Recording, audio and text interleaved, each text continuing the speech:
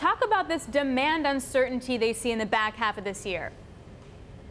Well, what OPEC is highlighting is very unusual, because what usually OPEC publishes every month is a number for how much the cartel thinks that there is demand for his own production. This time it's giving a range of uncertainty, and the gap is huge. It's 1.7 million barrels a day. You could throw there the production of Libya and Qatar together, and you don't feel that kind of gap. So what this new report is going to give is a lot of ammunition for countries that oppose a production increase, such as Libya and Venezuela, because they can say, look, it's too early to know. We don't really know what is going to happen in the second half of the year for the demand for our own crude oil, and we should not do anything at this meeting coming June 22nd in Vienna. We should wait and see. That is what this report is indicating. And what's so interesting, too, is that even just a few weeks ago, I was highlighting the differential between what OPEC sees in terms of demand at 1.6 and what the IEA sees at 1.4. What caused the shift? Economic slowdown, higher oil prices?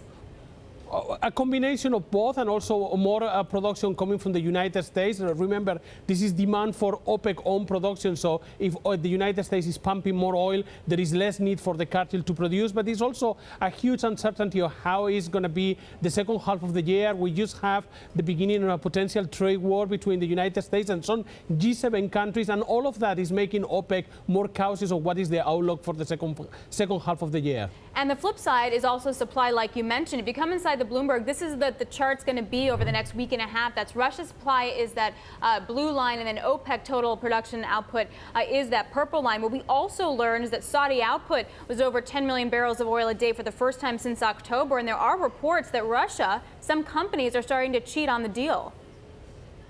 Well, we have seen already Rosneft, who is telling investors that he's testing production higher and significantly higher. They were able to put about 75,000 barrels a day in 2 days back into the market. And Saudi Arabia told OPEC this is their own Saudi estimate or his own production, that they pumped 10 million barrels a day, just slightly more than 10 million barrels a day for the first time since October. So I think a very interesting meeting. We have two very interesting meetings coming. One, the full OPEC and non-OPEC, June the 22nd in Vienna. But this week in Moscow, the opening of the World Cup in football, where Russia is playing against the Saudi Arabia national team, and that is giving an opportunity for the ministers of energy of Russia and Saudi Arabia to get together to watch together the game. I don't know if they're going to be talking a lot about football, or they're going to be talking about the oil market and how much both countries are increasing production. Probably the latter.